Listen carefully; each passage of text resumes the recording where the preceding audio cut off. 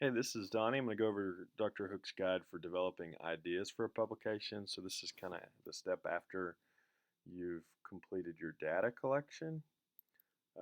So, one idea for a paper is the literature review you did. You could publish that. Um, no use wasting that effort. So, step two, so you had some hypotheses when you were designing the study. That's a good place to start.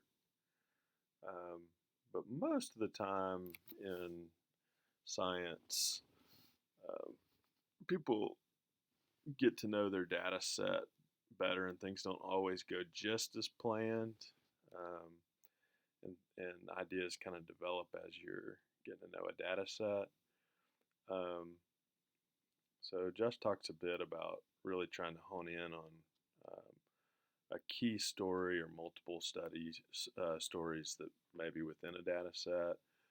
Um, and he gives some suggestions of how to do that. So, generally, being well read in your literature really helps kind of see how your data may relate to ongoing storylines, and then also just generally reading widely in your areas of interest will kind of stir ideas as you're looking at data. So, this is really more like habits as a scholar that will help you generate ideas and create connections.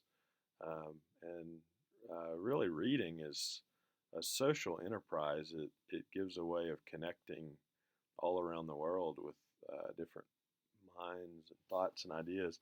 So, um, you know, um, actually talking with people in your department or other colleagues across the country serves a similar purpose.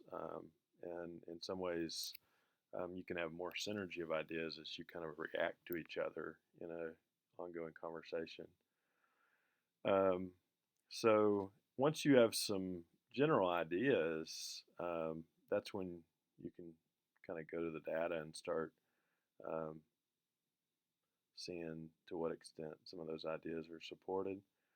Um, so he generally gives some practical suggestions of what to look for. So um, what this is, I mean, is really describing some of the main classes of um, statistical analyses you can run. So you can look at relationships. You know, as one variable goes up, what happens to the other variable? You can look at differences between groups. You ask questions related to that. And then, as in terms of relationships, you can look at whether maybe another variable affects the strength of a relationship, which is what moderation is.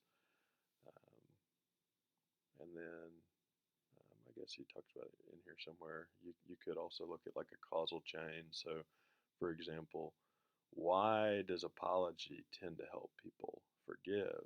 Well, one theory might be that apologies um, help the victim experience more empathy, which leads to more forgiveness. So that's a mediation hypothesis. And then um, guideline five, you could, so if you've got kind of an idea that makes sense, um, there's a little bit of a kind of ongoing discussion about just kind of the ethics of doing this kind of exploration. So when you're doing that kind of post hoc, it increases the chance that you may find an effect due to chance because you were running a lot of analyses. Um, so, we can talk more about that, but a good guard for that is, as you're kind of in this relationship with your data and kind of exploring ideas, it's often a good idea to then design another study or set of studies that kind of follow up on that idea um, a priori.